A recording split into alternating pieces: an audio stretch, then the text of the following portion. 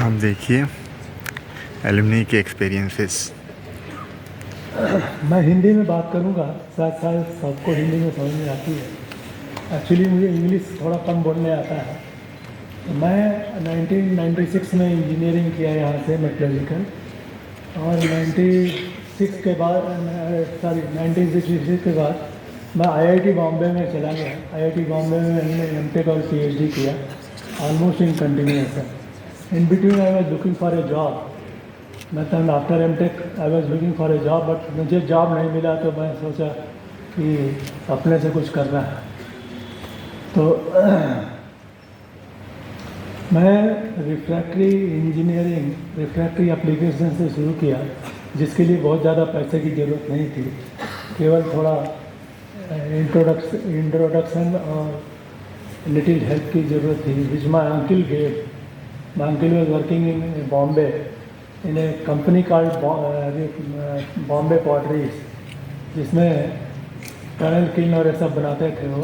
So I learned the tunnel kiln, rather refractory applications in tunnel kiln, and then slowly I got into the field. I started working with ACC का जहाँ भी project होता था वो हमको मिल जाता था।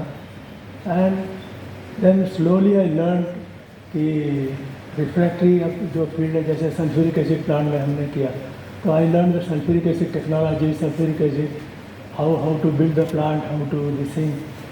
तो देन हिंदुस्तान जी में हमने रिफ्रैक्टरी लाइनिंग करते करते सल्फ्यूरिक एसिड प्लांट वहाँ एक बनाया, और फिर एक copper refinery from west of the plant. We built 2 plants there, और ऐसा, and refractory manufacturing, we entered into refractory manufacturing,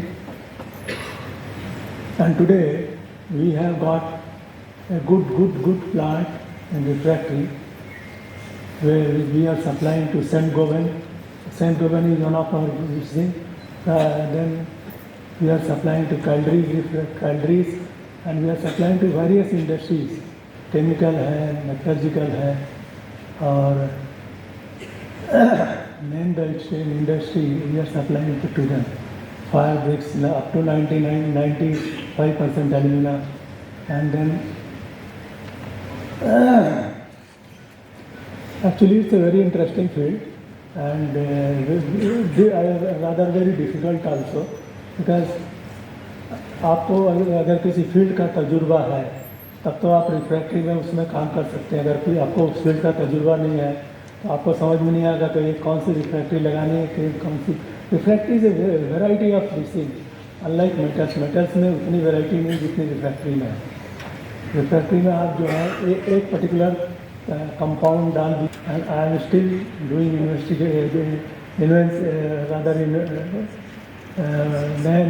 नए प्रोडक्ट्स बनाने के लिए उसमें मैं काम कर रहा हूँ। तो इससे almost like research field I am working in. उसके साथ में हमने सल्फ्यूरिक एसिड प्लांट का, at least I have built in more than 20 sulphuric acid plant. Vedanta का मैंने 5 सल्फ्यूरिक एसिड प्लांट बनाया है हिंदुस्तान में, इसी जोन में Anil Agrawal. And then we have built DMCC के बहुत से प्लांट बनाया हमने। DMCC Dharam Singh Morarji chemical company. So for sharing your incredible experience with us. Next, let us have with us Mr. Jagmohan Sood, a visionary leader from JSN Hisar, whose dedication to innovation has sent benchmarks in the steel industry. Thank you so much. I forgot your name. Purvi and yes. Okay. Respected gurus, my elders sitting here in good numbers, distinguished guests, eminent speakers and guests, and lovely kids around, those who are doing BTech, MTech, PhD, scholars, a very warm welcome and very good morning to you all. It is a great privilege for me at least to be a part of this celebration. A celebration which is a testament to the youthful ingenuity that embodies the vibrancy of young minds. I mean, Professor Mahovia is so young, so vibrant, so energetic in every manner. And their boundless curiosity and their fearless exploration of the unknown. And let me clarify one more thing. I am not a doctor. I am a practicing metallurgist. I am a practicing manager. I only help serving the metallurgical industry in the form that I transcend whatever we have learned or whatever we are learning in the institute. We transcend all that knowledge into the shop floors, industry, commercial level. I serve as Chief Operating Officer in a metallurgical industry, and this industry is dedicated to special materials, Jindal stainless. Our name is synonymous to innovation, is known. You may Google it and you will find a lot of new products, a lot of new things which the company is doing. And we are so proud to be associated with this company.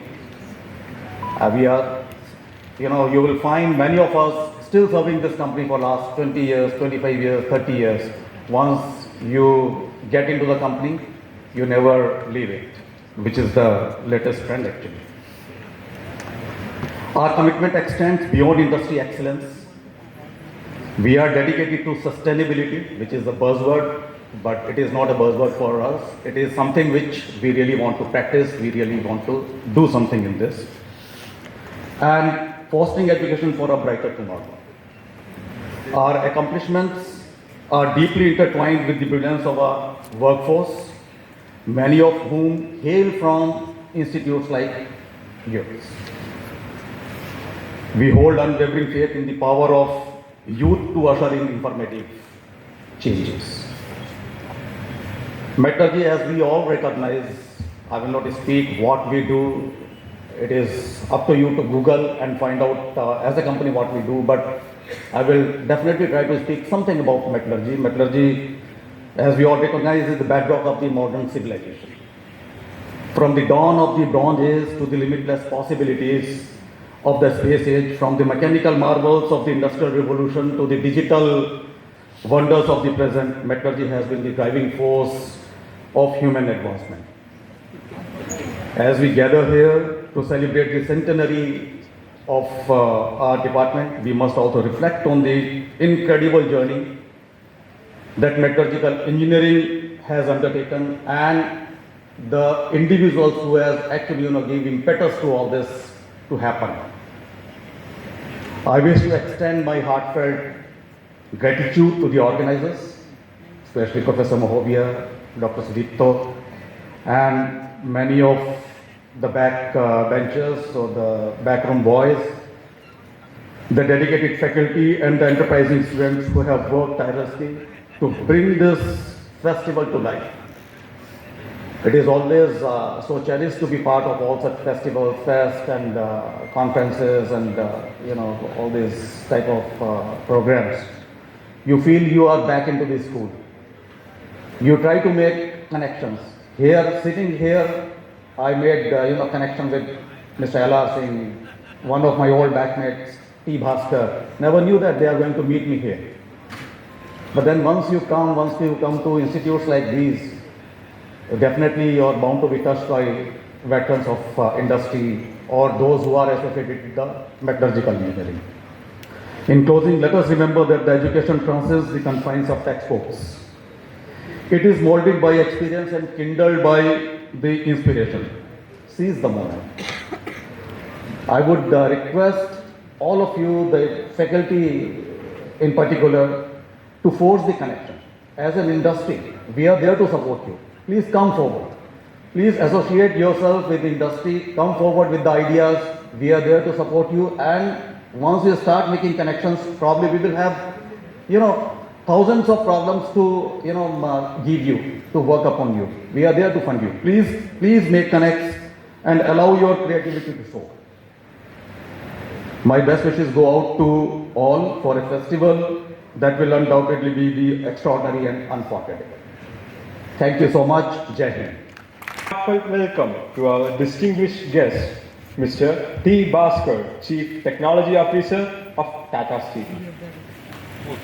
Distinguished guests on the dais, distinguished guests among the audience, students, researchers, ladies and gentlemen.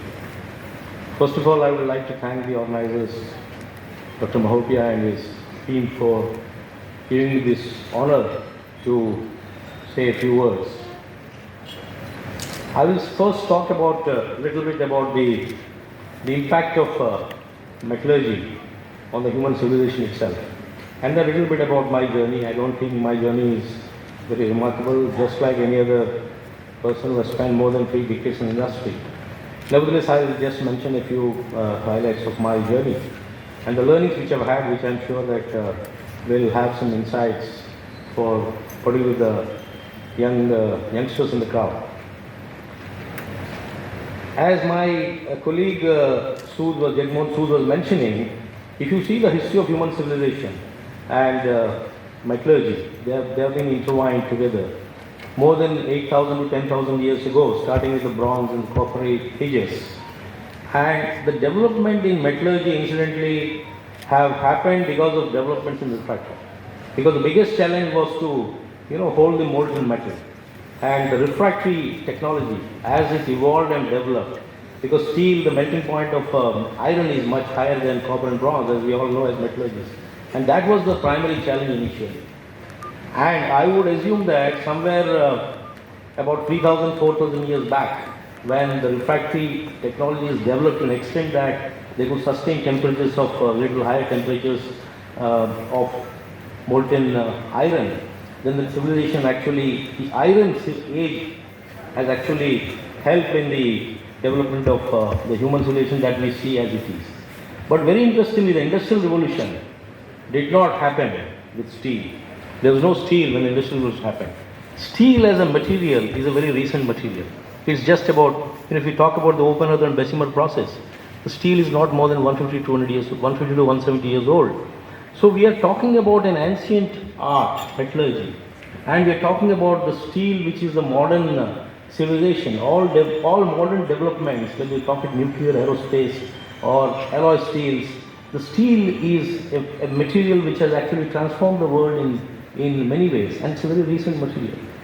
And let's also not forget that even as recently as 60 years back, as in spite of so much knowledge, we did not know why the rail steel actually fails.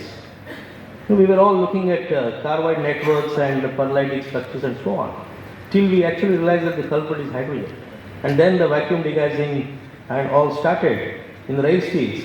So what I'm just trying to emphasize is that the knowledge, the metallurgy is a very, though an ancient science which has shaped, and it is very, I think this city was destined to be the cradle of human civilization. This city was destined to also be the cradle of metallurgy in some ways, the ancient city of Varanasi.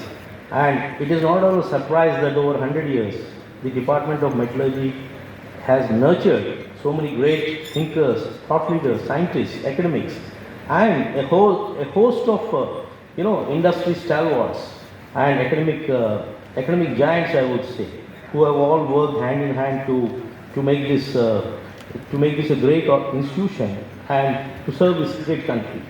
And incidentally, today India is the second in the world in steel, but still we are way behind China and a lot of catching up to do. And it is not all surprising to me that Banaras is the place that actually nurtured this metallurgy. Having said that, I also believe that we are in times of rapid changes. As Professor, the speakers before me was mentioning, everything is becoming multidisciplinary, and the biggest challenge is to be relevant today.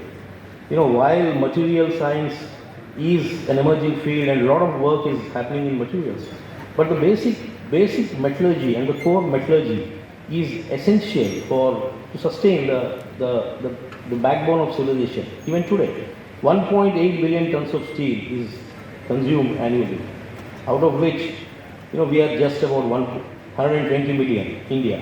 And we plan to go to 300 million. And corporates like Jindal, Tata's, to which I belong, we are all trying to double our capacities in the next 7-8 years.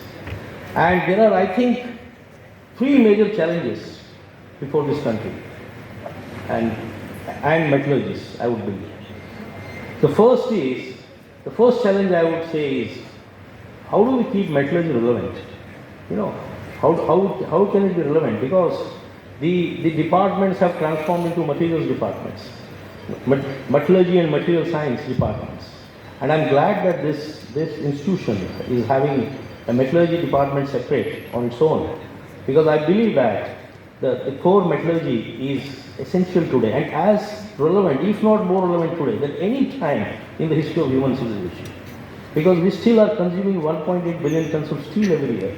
And not only the keeping metallurgy relevant, but also 2 other big challenges. Metallurgy, manufacturing of steel itself is undergoing huge radical transformations. The green movement coming in, people are not interested in the technologies, the steel quality. More important, the consumers are asking what is the carbon emissions, per ton of steel. What is the kind of AI you are following to control your quality? So this is giving us challenges as well as I think opportunities. Because for youngsters, metallurgy needs to be repackaged and resold as not just a boring, way of making steel and steel technology, but also the packaging with all the allied technologies that have come into the manufacturing. So that's another big challenge. How to make it attractive in the core area, how to make it attractive, the manufacturing, so that not only metallurgy and mix it with the manufacturing technologies and the new digital and AI and machine learning, combine everything to make this subject and this art, ancient art, relevant. And the other big challenge is, I think that's a challenge which all industries are facing. And I think here we need to have a much deeper collaboration, the academics and the industry, to find out innovative ways of engaging talent, retaining talent. Because when a college graduate today, when he graduates today, he has, unlike in our times, when we had either you become an engineer or a doctor or a loser. There were just 3, there were just 3 areas, those 30, 40 years, 35 years back. Today there are the several career options that people have, the youngsters have. And the advent of the social media, and the change in lifestyles and so on. So the challenge is to really how to make people focus, because nobody is thinking beyond 3 years, let me tell you. No graduate or no youngster is thinking beyond a 2 or 3 year horizon. No matter you is from any IIT or IIM or anywhere, they think in steps of 3 years, not in 30 years. So you need to repackage your whole offerings in steps of 2 to 3 years. And this is where the challenge lies, how to make it attractive. How do have, as they say, as Alvin Toffler said, the illiterates of the 21st century will not be those who cannot read and write, but those who cannot unlearn, relearn and learn. So the continuous learning itself is becoming a distinguishing ability, both for organizations and individuals. And that's where we need to find innovative ways of doing so. I think these are some of the challenges that we face in the new age today, and where I think, as Sood said, we need to collaborate very closely and work, and we welcome people from the academics and industry, from the student fraternity to come forward and discuss and engage, because engagement is important. Coming back to my own journey, little bit I will tell about my journey. I am proud to be associated with Tata's, and in many ways, like Pandit Mohan Malviya, who envisages the Indian university. The Indian steel plant was envisaged by J.N. Tata. And the Tata's entire, whatever you see here today, the Tata's, it's all the result of the dream of one man when he was humiliated in some of the restaurants, not allowed, to make sure that, Indians make steel and Indians make the best steel. And in many ways, Tata's have embodied this the self-reliance, starting with Tata Motors, who started the first, the defense locomotives in India, to the Tata Steel, which made the first steel. But before Tata's, I have also been associated with few more great organizations before this. I started my career, I passed out from National Institute of Technology, Warangal in 1990 and then joined Steel Authority, a specialty steel plant in Bhadravati, where incidentally me and Jagmohan Sood were colleagues there at the time. And this is one of the great specialty steel plants in the world, let me tell you. I had opportunity to work with some of the best metallurgists in the world, like Mr. Egenhofer, Mr. Cole, experts in their fields, stalwarts. And we had that passion got ignited. Many chances came to do MBA, higher studies and so on. But then the passion of, getting bitten by the bug of metallurgy, that I think that passion still remains. And it's been more than 3 decades that it has happened, and after that I joined a company called Bharat Forge, true Indian multinational company in Pune, and it was a completely different experience. And then I had a chance to work with Usha Martin, and both I would say great Indian multinational companies. And then now I'm being associated with the Tatas, and as the technology is becoming one of the most important decision futures. And as a metallurgist, the challenge before me is to keep the technologies, the cutting edge technologies. As I said, it's not just about manufacturing, but the other things like how do we reduce the overall carbon emissions and so on, and a whole lot of other technologies. And the challenge is also to grow the organizations in an environmental friendly manner, sustainable manner, and retain talent. I think that's one of the biggest challenges that we have. So once again, I would like to thank the organizers for giving me a chance to be here, and I'm sure that this would be a very good event, and this is going to be a great time in the great city of Varanasi. And thank you very much, Dr. Mahavia, for giving me this chance. Thank you. Today, Mr. Surya Kumar Singh, an industry specialist with a rich legacy at GSP Raigarh, whose expertise has been instrumental in shaping the metallurgical landscape. Good morning, Dr. Mahovia, dignitaries on the dais, delegates, ladies and gentlemen. It's my privilege to be here when Dr. Mahovia informed me at London that you should come over here in our Centenary celebration.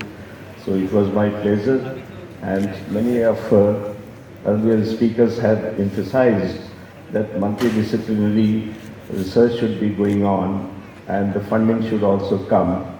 I'm very happy to say that my association with IIT BHU started with the funding from Vanitech UK, and we are doing one collaborative project with the Jindal Steel and Power and IIT BHU. Thank you so much, Dr. Mahovia. Couple of things I would like to emphasize, that there is a long journey for steel industry in India, and as Mr. Bhaskar mentioned, that our target is going to 300 billion. The one thing is very important, the quality of steel. And I'm very happy for last 30 years journey I have seen in India very good grades, ultra clean steel like 002 sulfur, etc. are made over here and exported. And last few years, even I have started importing from India to United Kingdom and Ireland, added with the other European countries, Sweden, Germany, Netherlands, etc. So steel made in India is now worldwide. And thanks to the industrialists over here from Tata Steel, where I started my career after the Ministry of Steel. It's a very short word, so I would like to mention that I was part of Ministry of Steel, and when Dr. J.J. Irani selected me for Tata Steel, and my entire family and relatives were against that, leaving the government job and going for the private sector. But Dr. Irani told me that when I returned from Sheffield, and J.R.D. Tata offered him the job actually, and he told that, I hope you will enjoy here. And SK, he used to call me SK, I hope you will also enjoy. And I joined Tata Steel R&D. And after developing the corrosion resistant rebars first time through the alloying actually, which is branded later on, Viscon CRS. So that was the first journey started, and later on I was sent to Imperial College London, working with the British Steel and various Halliburton, Brown and Root. So it is, one thing is very important, I would like to give a message. Whatever you are doing, do with the passion. And passion has a short story which I will remember all of my life. In 2012, London Olympics, we were supplying, at that time I was Director for Technology and Business Development for Caparo Group, and the CEO of London Olympic invited all those industries who supplied the material for London Olympics. And the CEO was standing with a microphone in the bus, and he told a story that one day he was visiting where the cyclic velodrome was made, and one worker was just putting the nails on the velodrome, and he asked, "What are you doing?" And he was amazed by the answer. The worker told, "I am making the best velodrome of the world." So that should be the passion with every researcher, and I can feel here the vibrancy. Very knowledgeable alumni of this department are here. I saw their gestures towards each other. They are best be making after decades over here. And this is my privilege to be here. I am attending second centenary in my life.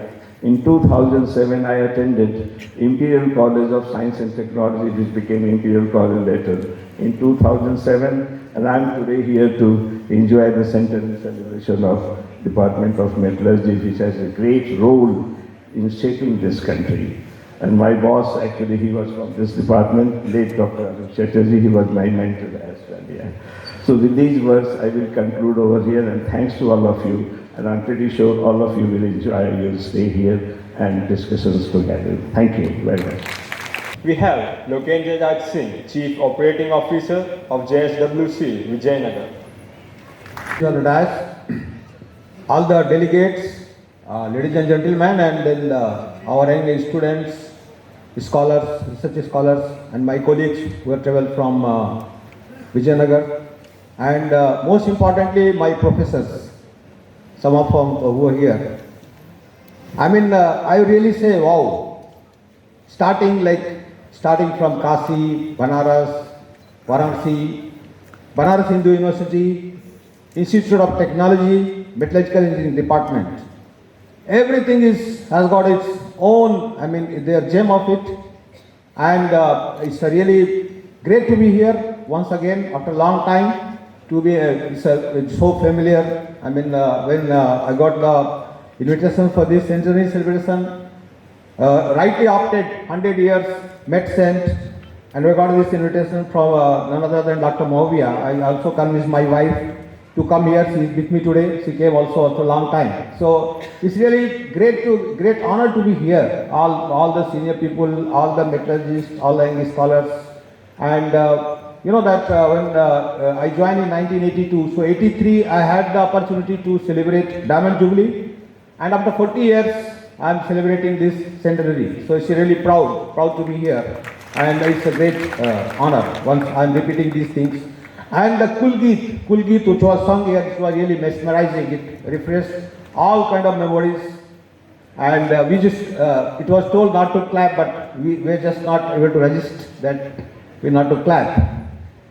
So coming back to this, as was mentioned also by Mr. Ramesh, I had a privilege to be taught by most of the, I will say, visionary and the dignitaries who have been the part of this department. I was having professors like T.R. Anantraman who taught us, Professor R.C. Gupta is here today, Dr. Vakil Singh, Dr. Kare, Dr. Lele, Dr. T.R. Mankhan, Dr. Shastri, Dr. Suryanarayana. I mean, there are uncountable, and I had this privilege, and then a lot of learnings, and then today that whatever, in fact, Professor R.C. Gupta asked me right now today in the morning that whatever you studied here, whether that is getting benefit.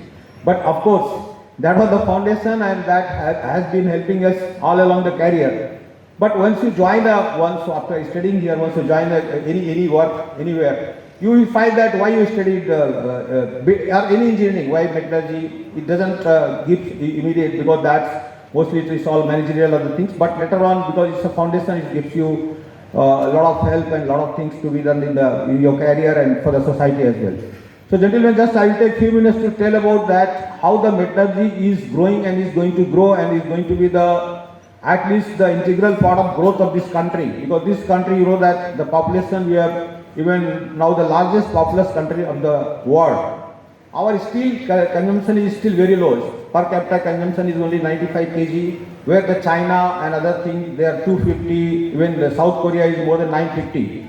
So, and the way our infrastructure and the way our manufacturing sector is growing, the way our economy is growing, where we are contemplating that by Amrit Kal 2047, we are going to be the third largest economy in the world, and we are going to be the developed country.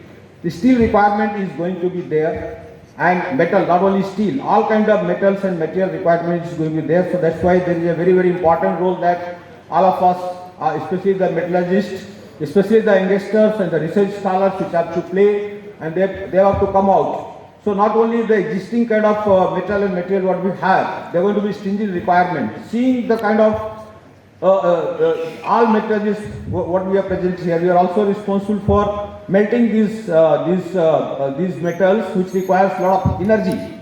So we have to see that how to reduce our CO2 emissions, also carbon emissions, which is a major concern for all the metallurgical engineering. CO2 emissions, how to march towards a green steel.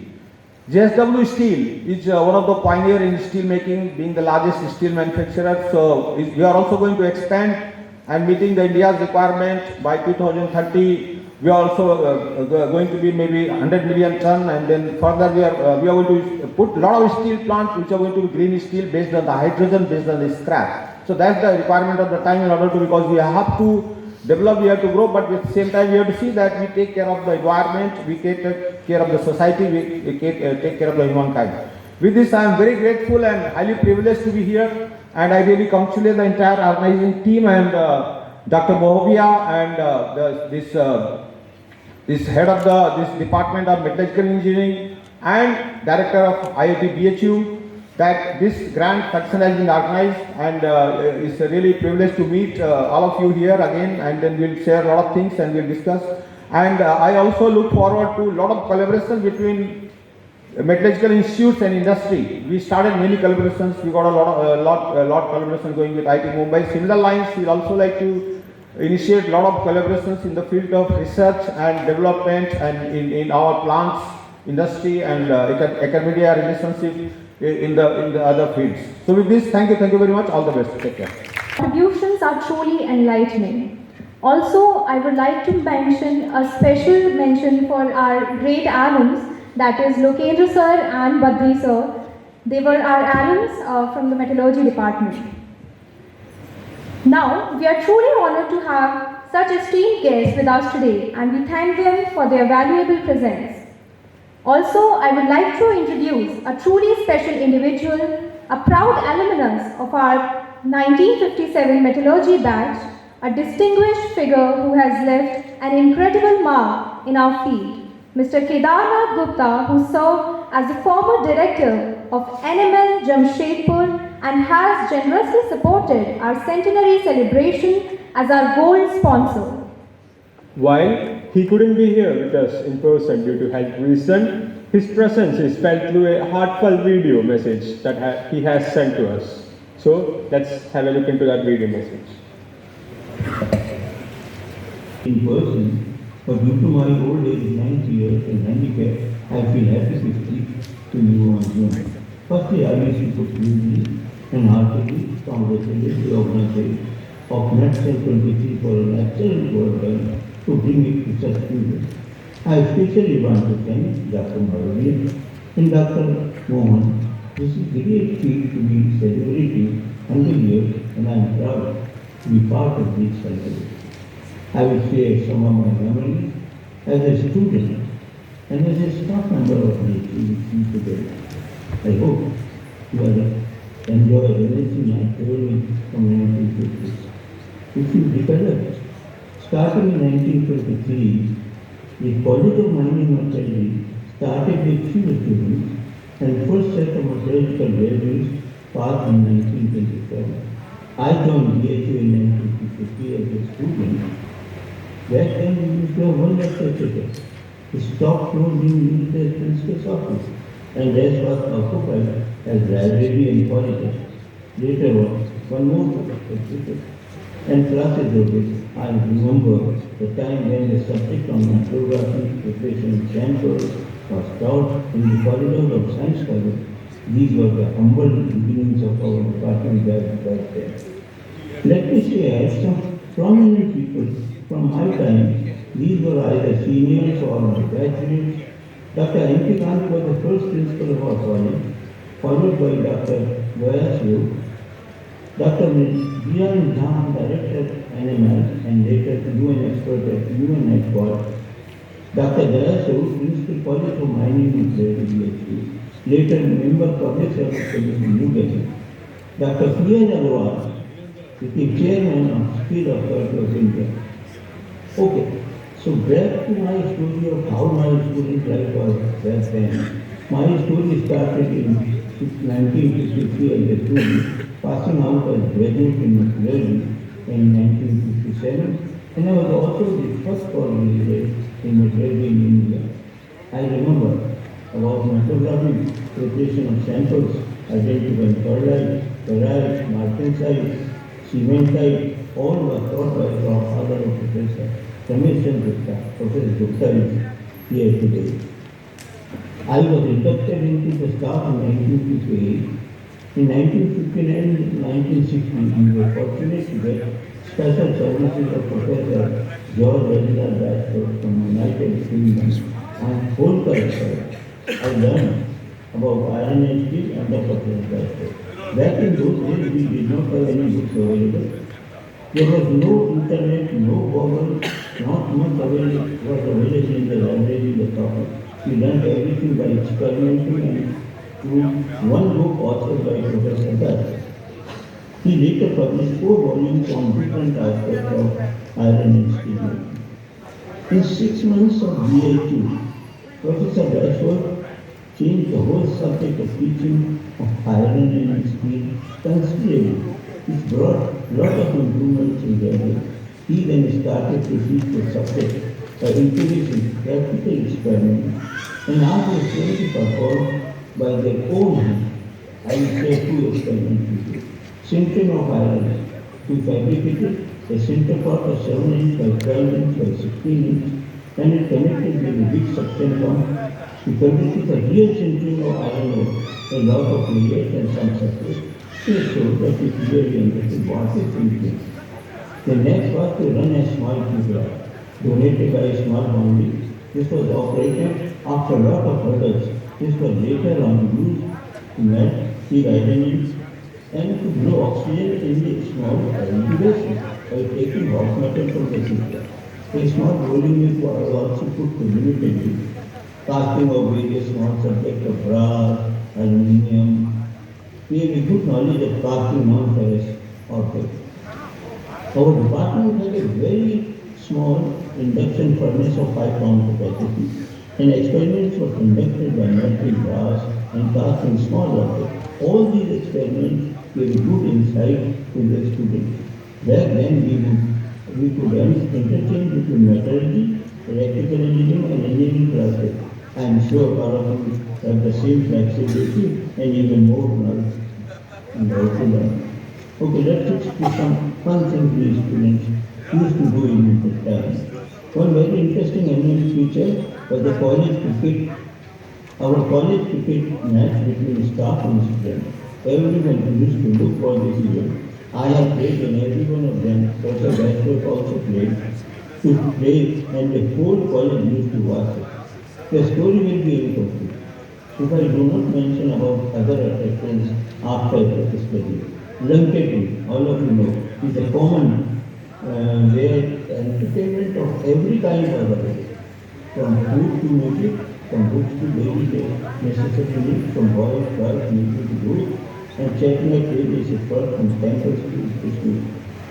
The use of cycles and cycle rickshaw was the only transport used by everyone. I will say, if I do not mention about BHU cycles, located very close to our college. In 1931, Mahamaya requested Veda family to build a Shiva temple inside BHU. The work started immediately, but it took nearly 35 years to complete it by 1962. In 1953, when I entered the college, it was a small temple surrounded by a small canal filled with gauges water and used for the students for swimming in it. I have enjoyed swimming in it. However, some students drowned in it and it was stopped forever. On the first floor of the temple, there is a Shiva lingam. On the front side, in 1962, there were few black lines. The then company told me that these lines will convert into symbolic home. I am very curious to know how it is now. I request everyone to please visit these temples. Remember in our BHU, our university set up in a semi-sectoral plan where the outer circle was extra facility, next was the row of colleges, and last was all the row of hostels. All buildings were painted with the same structure. Beautiful roads were constructed and number of fruit trees, including that of mangroves. Toward the end of the university premises, there was trees where trees and sugarcane were grown. There was a small airport where a small train was stopped so that aeronautical students used to use it for engineering vehicles of the tree. The old memories are endless, but everything remains. And I am sure you would like me to end up here. Once again, congratulations to all the residents of the Centenary celebration. I am so happy and honored to be part of these celebrations.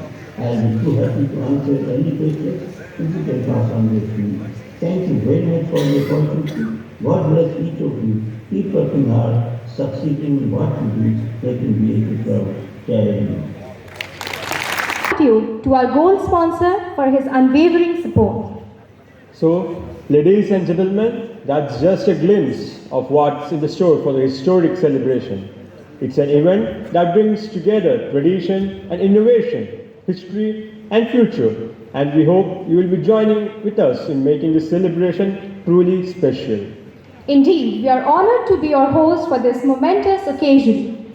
So, sit back, relax, and get ready for a day of inspiration, entertainment, and celebration. Welcome to the 100th anniversary celebration of Metallurgy Department at IIT BHU, and let the festivities begin. And now, we have come to an end of this inaugural session. Let us all raise for national anthem.